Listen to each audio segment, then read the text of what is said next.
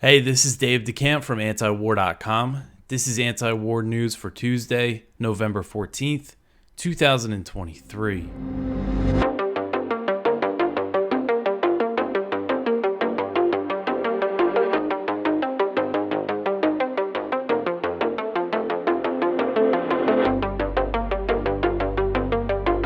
All right, the first story at the top of antiwar.com today. Hamas and Israel are discussing a hostage exchange deal. So Hamas's armed wing said on Monday that it discussed with Qatari mediators a deal to free up to 70 Israeli hostages in exchange for a 5-day ceasefire and the release of some Palestinian prisoners. So this is Abu Ubaida. He's a spokesman for the Al-Qassam brigades, which is Hamas's armed wing. And he said, quote, "Last week, there was an effort from the Qatari brothers to release the enemy captives from women and children in return for the release of 200 Palestinian children and 75 women detained by the enemy.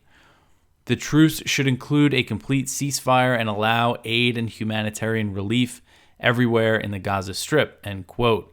He also accused Israel of procrastinating and evading the price of the deal.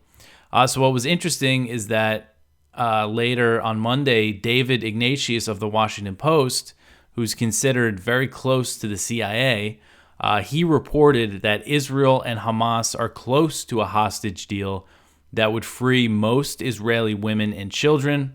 An Israeli official told him that the general outline of the deal is understood. It's not clear if it's going to include Israel releasing any Palestinian prisoners, but this official said that Israel's hoping that up to 100 people will be released from Gaza. So there has been these kind of back channel talks through Qatar, which is serving as a mediator. And that's one thing. William Burns, the director of the CIA, was recently in Doha, involved in these discussions about a potential hostage deal. That deal that he discussed apparently was for a 3-day ceasefire, although the U.S. doesn't want to call it a ceasefire, a 3-day pause in exchange for Hamas releasing between 10 and 15 hostages. So this is a much bigger hostage release that seems to be on the table here, because we're getting it from both sides here, that there's indication that they might actually be close to something, or at least it's being discussed.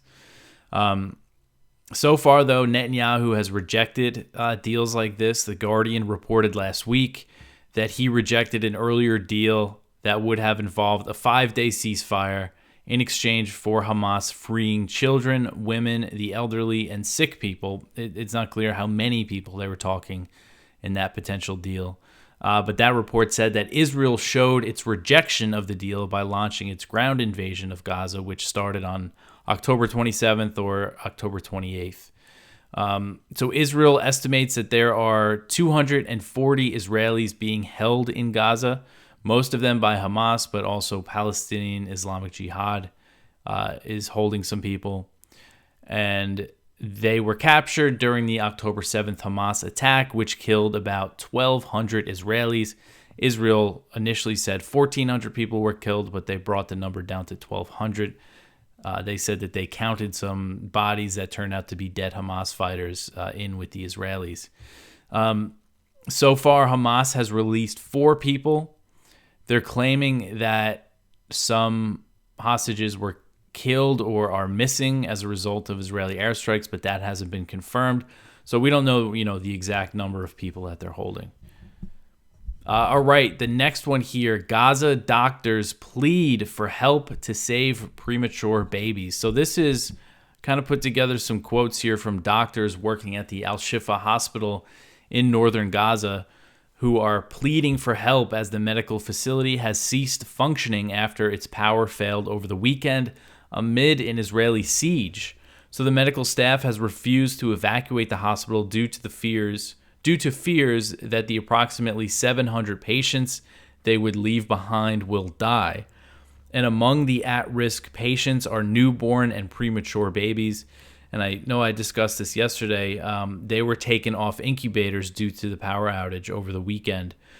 And a Dr. Halati, He is Al-Shifa's head of plastic surgery. He told ABC News that 3 out of 39 babies in the hospital's neonatal unit have died since the incubators stopped working on Saturday. So 3 are dead, and they're saying that the rest could die very soon.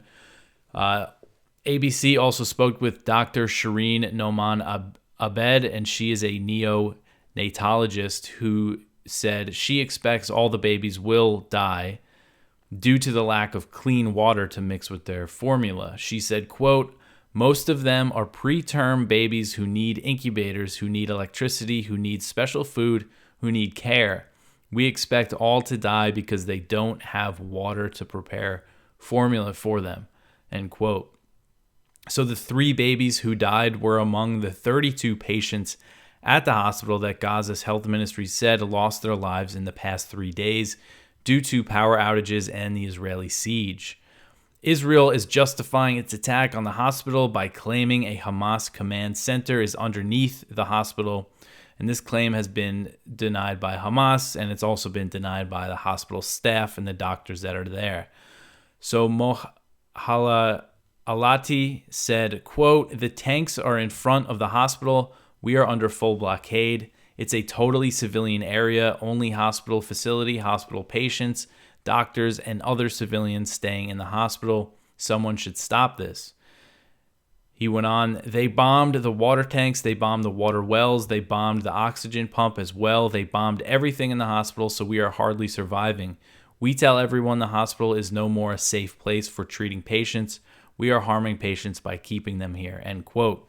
So also, besides the patients, there's also thousands of people who've been sheltering at the hospital because they thought it would be safe from airstrikes. So Doctors Without Borders, the medical charity, they put out a press release on Monday after getting in contact with one of their surgeons who's at Al-Shifa, and they lost contact for a few days because of the power outages and everything. And this surgeon detailed just the situation at the hospital.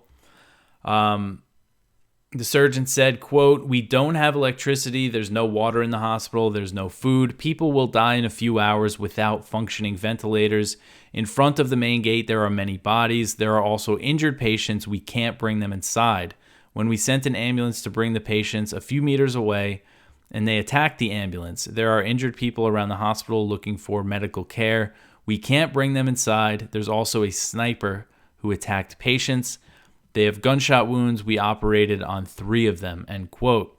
So this surgeon also said that the medical staff needs a guaranteed safe corridor to evacuate the hospital because some people who tried to leave were killed. And they're basically saying the position of these doctors and the medical staff is that they're not going to evacuate without the patients. And they're saying set up safe corridors to evacuate the patients first, and then we'll go. Question is, where are they going to go? Because a lot of Gaza's hospitals are facing, especially in the north, similar conditions. So that's it. The U.S. is backing a siege on a hospital.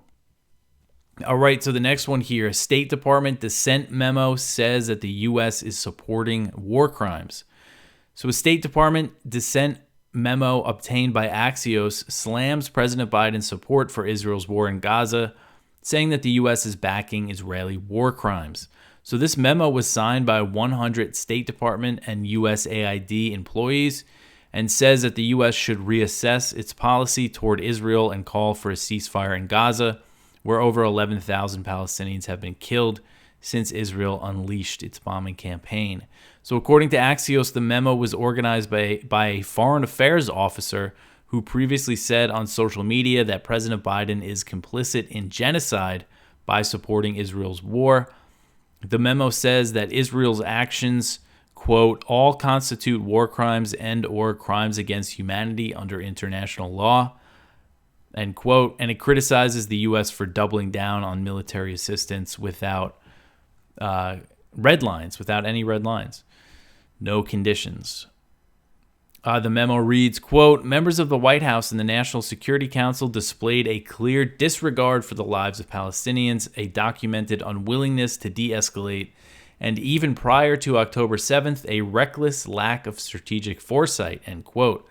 So this memo was submitted to the State Department on November 3rd through the dissent channel that was established during the Vietnam War to give diplomats a way to criticize policy. And it's the latest sign of significant opposition to Biden's support for Israel within the State Department. This is not just some small rebellion that's going on. It seems to be pretty significant. Last week, Politico reported on a separate dissent memo that called for the U.S. to push for a ceasefire and for Biden administration officials to publicly criticize Israel's tactics. HuffPost also reported that a mutiny was brewing within the State Department. So I skipped over what is probably the most interesting paragraph in this story, and it says that President Biden, in this new dissent memo that was leaked, was actually criticized pretty strongly. They accused him of spreading misinformation by questioning the number of deaths coming from Gaza's health ministry. And we know that since then, we saw a State Department official say that it's actually likely more people have been killed than what the health ministry is reporting. And they said he was spreading misinformation. Unfortunately, Axios didn't publish the full memo. They might have been talking about other things that Biden has said that they consider spreading misinformation. But so this is a pretty strongly worded dissent memo. All right, the next one here, Gaza's death toll, 1 out of every 200 have been killed. So this article is from the Washington Post, and it kind of just puts the death toll into perspective. And it says that 1 out of every 200 people in Gaza has been killed, so 0.5% of the population. And, it mentions some people, and just, again, kind of putting the numbers into perspective here. And looking at the numbers compared to other conflicts when it comes to the child casualty rate. I mean, the child casualty rate is significantly, much, much higher than other recent conflicts in the region. If you look at this chart, so in this 1 month, just over 1 month, more than 4,000 children in Gaza have been killed. It says in Yemen that nearly 4,000 have been killed in nearly 100 months of conflict. Now, that must not include, the disease and starvation that has killed a lot of Yemenis due to the blockade on Yemen. That's just direct, violence. Iraq, in nearly somewhere about 175 months of conflict, was less than 4,000. Afghanistan, over 8,000 in 150 months of conflict. So again, it's just showing the scale. 4,000 children in just over a month. And since the power outages and the hospitals are dealing with all these issues, the Gaza's health ministry has not really been putting out updates.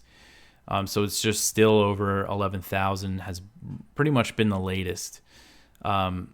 So, all this stuff, of course, is hampering because the way that they do it is that they get all the hospitals and morgues to report all the dead bodies that they have to one Gaza health ministry official who's based at the Al-Shifa hospital. And, he's out of power, so they're not getting all the updates in. All right, so the next one here, 4 more attacks on U.S. forces in Syria. So U.S. troops based in Syria have come under attack at least 4 times since the latest U.S. airstrikes in eastern Syria were launched on Sunday. So the Pentagon announced Sunday, as I covered yesterday, that they launched more airstrikes used by against targets in eastern Syria, used by Iran's IRGC and affiliated groups, referring to the Shia militias that have been taking credit for these attacks. And so a Pentagon official told Task and Purpose that U.S. forces in Syria came under attack 3 times on Sunday after the U.S. airstrikes, and 1 time on Monday. There was also reports from the Syrian Observatory, which is based in the UK, and the things that they put out are change a lot, and so this isn't confirmed, but they said that they recorded 6 attacks on U.S. bases in Syria just on Monday. So we'll see. I did see other reports of more attacks on Monday, so we might see the Pentagon confirm them tomorrow or something. But this brings the total attacks since October 17th to 52. And the Pentagon has said at least 56 U.S. troops have been wounded. again, I think it's only a matter of time until we see an American troop get killed in one of these attacks. And we know the Shia militias have said they're not stopping until Israel ends its war on Gaza, until there is a lasting ceasefire. All right, so the next one here, aid groups urge the Pentagon not to give Israel artillery rounds. So a group of U.S.-based aid, advocacy, and religious groups sent a letter to Secretary of Defense Lloyd Austin urging the Pentagon to scrap plans to provide Israel with 155mm artillery rounds due to the massive civilian casualty rate in Israel's war on Gaza. So the Pentagon plans to give the Israeli military access to 155mm artillery shells that the U.S. actually has in a special stockpile that's located in Israel. This report, it's not clear. The U.S. could have already given them access to this. Israel could already be drawing from this stockpile. The Pentagon has not been transparent at all with the type of assistance they've been providing Israel since October 7th. But this stockpile that they have in Israel, the U.S. recently dipped into it to support the proxy war in Ukraine. And there was a recent report from Axios that said the U.S. was actually diverting 155mm artillery shells initially bound for Ukraine. They were diverting them to Israel to replenish this stockpile. So this letter reads, quote, under the current circumstances, granting the government of Israel access to these munitions would undermine the protection of civilians, respect for international humanitarian law, and the credibility of the Biden administration. Simply put, it is difficult to imagine a scenario in which high explosive 155mm artillery shells could be used in Gaza in compliance with international humanitarian law, end quote. So since the October 7th attack, again, I said that the Pentagon has not been transparent. They say they're rushing weapons. They've been shipping weapons to Israel on a near daily basis. Now, there's a report from NBC News last month that I missed, and it's thanks to Kyle Anzalone dug this up. This was published, I think, on October 14th. But it listed a few of the weapons that the U.S. has sent to Israel, and that includes interceptors for their Iron Dome air defense system, the JDAM kits that convert dumb bombs into precision-guided bombs, other types of munition, and also cluster bombs. This report said that the U.S. has sent cluster bombs to Israel, and cluster bombs are notorious for killing civilians. The NBC report said that the cluster bombs the U.S. was providing were dual-purpose improved conventional munitions, DPICM, and that has a 155mm artillery shell variant, and that is what the U.S. has been arming Ukraine with. They've also given them the ATACMS cluster bombs, and I covered the cluster bombs quite a bit when the U.S. first started giving them to Ukraine. And just the reason why they're so hazardous to civilians is because they spread out all these small little bomblets and submunitions over a large area. And a lot of them, the big hazard is that a lot of them could be left unexploded and found, years or even decades later by civilians, and often by children who pick them up because they just look like little balls.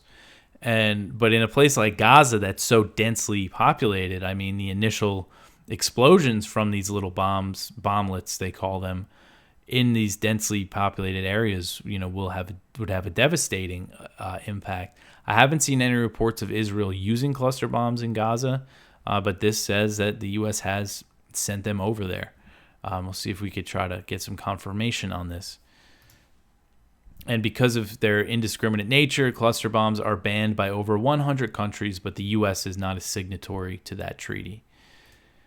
All right, so the next one here is one from Kyle at the Libertarian Institute. The U.S. to buy anti-aircraft weapon for Ukraine at a huge markup.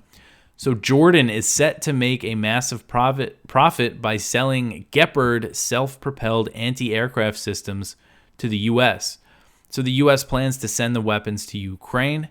And in 2013, Jordan purchased these weapons for $22 million. And now the U.S. will pay Jordan nearly $120 million. So almost $100 million more than they spent on them 10 years ago.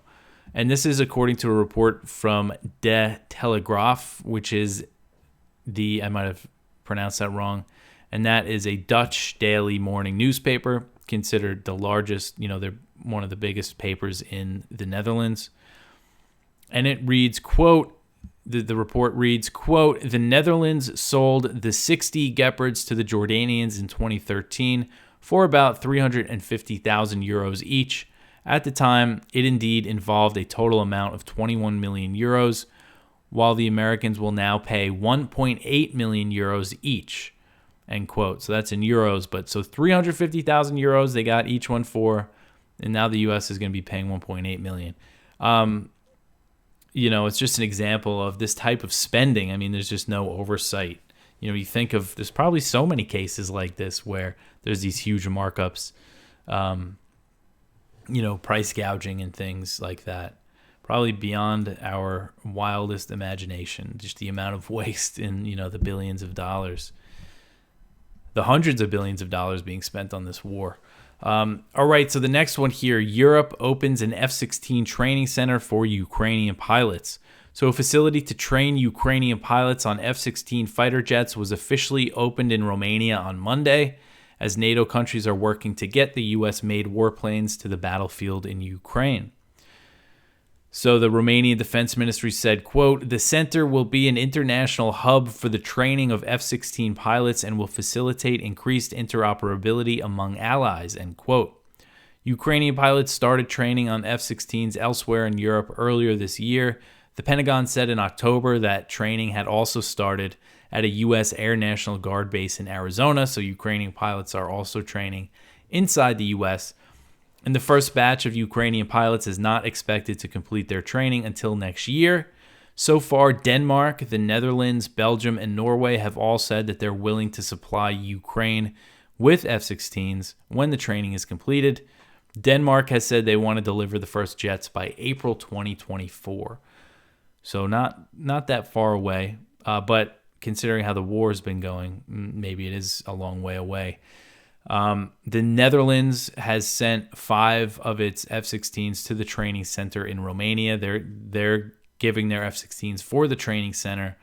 And, the opening of this center, it comes amid all these signs that Ukraine might struggle to maintain Western support for the war, although you have the Biden administration still looking for that $61 billion to fund the war for another year. But that's not the priority anymore in Congress. The priority now is Israel, and they're even having trouble getting that aid passed. And there's also that report of the U.S. finally discussing the idea of peace talks with Ukraine. All right, so the next one here, another one from Kyle, and it says that Ukraine troops training in Eastern Europe, in Europe, face grim future on the battlefield.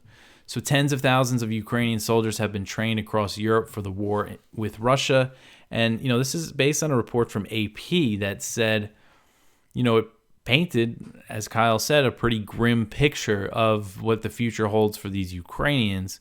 And it quoted, officials, NATO, French military officials basically saying that, they're sending them off to their death.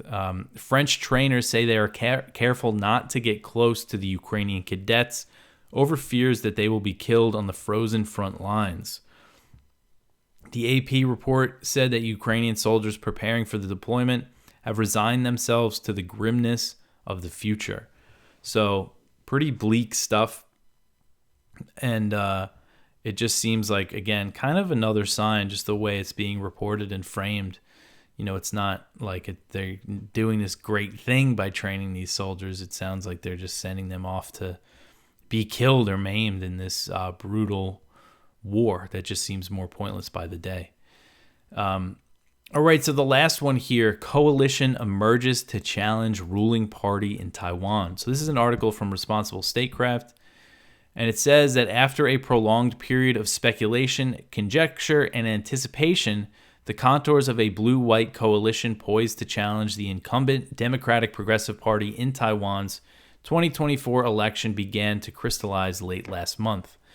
In a joint press conference following private negotiations, Eric Chu, the chairman of the Kuomintang, and Ko Wen-je, the 2024 presidential candidate and chairman of the Taiwan's People's Party, unveiled a united front committing to championing the third wave of democratic reform in Taiwan, a clear repudiation of the entrenched winner-takes-all democratic dictatorship political culture. So it sounds like they're... So you have the DPP, which is the ruling party. Polling is showing that they're going to win the 2024 presidential election if it's a three-way race between the DPP, the Kuomintang, which is the main opposition party, which has been the main opposition party, but the Taiwan's People's Party, this third party that I believe only started in 2019, is actually polling better than the Kuomintang. But both of them are pretty far behind the DPP. So all the polling has showed that the DPP will win if it's a three-way race. And also Terry Guo threw his hat into the ring. He's the founder of Foxconn. He's a Taiwanese billionaire. He hasn't been polling very well, but it shows that if these two parties, the Kuomintang and the TPP, unite on a single ticket, then they have a pretty good chance of defeating the DPP. And they've already said they're going to do it in the parliamentary elections. So it seems like they're going to do it. Most likely, I think they're still negotiating, but going to do it on the presidential election. And this is big for for our purposes, because the DPP is very, independence-minded, and they're all about accepting this support from the U.S., military support, increasing their military ties with the U.S. The Kuomintang, I don't know too much about the TPP, but I know the Kuomintang will take a much less a hostile approach toward mainland China. I believe the TPP is considered somewhere in the middle between the two. So I think a dual ticket, Kuomintang TPP, would definitely be try to ease tensions across the strait more so than if the DPP won, because the DPP has been the ruling party for 8 years doing their thing. So if they win again, I think they're going to be more emboldened to, do this stuff with the U.S. So these presidential elections in Taiwan, I think, will be pretty pivotal for the coming years. So that is it for the news for today. Please go check out our viewpoints. We have one from Medea Benjamin and Nicholas J.S. Davies. Israeli war crimes and propaganda follow U.S. blueprint. One from Ron Paul. No, Janet, we cannot afford more wars. One from Kathy Kelly, calling for a pause in Israel's assault on Gaza is not enough. One from David P. Goldman, Xi holds 4 aces as he meets Biden. That meeting is coming up soon. And one from Eli Clifton and Ben Freeman, U.S. nuke panel packed with weapons industry interests. So that's everything. You could go check out our blog, scroll around if you want to visit the page. One thing I wanted to let you guys know about is on Tuesday at 12 o'clock Eastern Time, I will be appearing on the Ron Paul Liberty Report, and they stream on Rumble again at noon Eastern Time. So go on Rumble and search Ron Paul Liberty Report. You could find it there. And of course, Ron Paul has been a huge inspiration on me, and Daniel McAdams has been as well. And it's not just Ron Paul's political career, it's also the show, the Liberty Report, that he does with Dan McAdams. Was a huge inspiration for me to start writing. Listening to that show, I would listen to the podcast version when I used to have a commute to work and everything. And I remember I was so impressed how consistent they were. In the early days of the Trump administration, very few people were speaking out or talking about the fact that Trump ramped up airstrikes in all these conflict zones. But they covered it, and they were just consistent in their principles of non-interventionism, and it's just a big deal for me. This is the biggest show, I've ever done. So check it out. And if you missed the stream, they put it up everywhere after that on YouTube, and again, they put out like an audio podcast version. So check that out, and you could always support this show by telling your friends about antiwar.com, liking, subscribing on YouTube, Odyssey, Rumble, wherever you prefer to watch. Follow me on Twitter at DeCampDave. Follow antiwar.com on Twitter. I'll be back tomorrow with some more news for you. Thanks for listening.